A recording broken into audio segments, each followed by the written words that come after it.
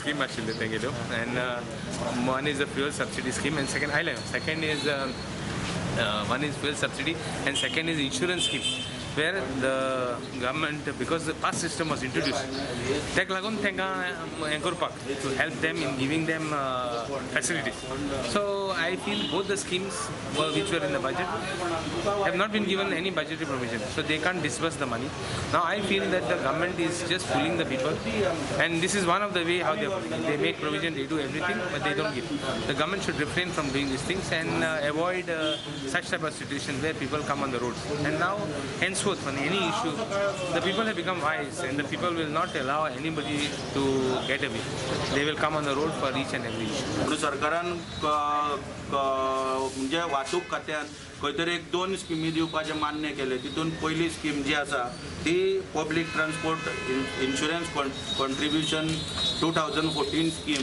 ह्या स्किमी अंडर जो इन्शुरन्स प्रिमियम हा बसवाल्याचो तो हाफ प्रिमियम सरकारान भरपाचो, म्हणून ताका 20,000चे कॅपिंग घातलेले. 20,000च्या वयर जर आसात म्हणजे 40,000च्या वयर आसात जाल्यार 20,000च भरपाचे अशें तितून प्रोविजन केल्लें आसलें.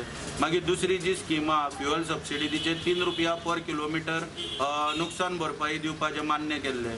म्हणून ह्या स्किमी अंतर्गत बजेटान मागीर घोशणा जाली, आनी ह्या स्किमी अंडर 14 कोटी फ्युअल सबसिडीचे 14 कोटीची बजेट प्रोविजन आसले, आनी इन्शुरन्स पळय स्कीम आहा तिचे 2 कोटीचे बजेट प्रोविजन आसले.